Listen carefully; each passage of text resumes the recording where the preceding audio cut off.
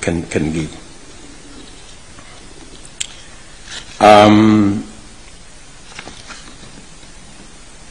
The question of integrity is of very high premium and significance to Kenya Kwanza. The fight against corruption is a fight that we must not only engage in, but we must win. It's the only way to the future. And I agree, for example, with the statements made by my boss yesterday, that corruption can be a big impediment to the development of a nation. We believe as Kenya Kwanza that the fight against corruption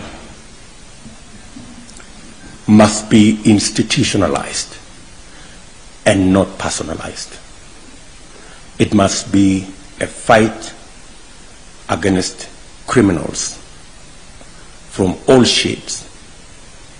It must not be weaponized against your political opponents and the people you don't like, while protecting the corrupt who are your political allies, friends, or members of your family.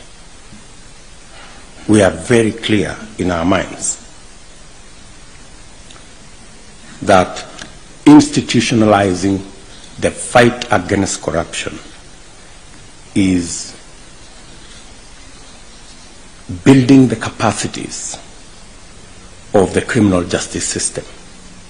And we are very clear as Kenya Kwanza that we need a financially independent judiciary. That's why we will operationalize the judiciary fund that will give resources to the judiciary to access software, hardware, human capital. As we talk, there is a huge gap of judges and magistrates that needs to be hired to expedite cases that now take anywhere between 5 and 15 years. You remember there was a case that was decided after 17 years by Kidongo the other day. And it is said justice delayed is justice denied. So our firm position as Kenya Kwanza is that the failure to fight corruption is when you undermine the institutions, the criminal justice system, by restricting their financial autonomy and by weaponizing the fight against corruption to be a fight against your political competitors. That is how, for example, the Covid billionaires escaped, because they were friends of the people who say they want to fight corruption.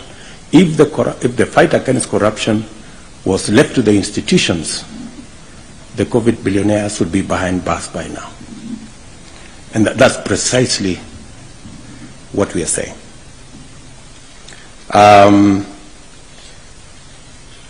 We have taken the position that that fight should go all the way, and we should remove all opaque areas of procurement.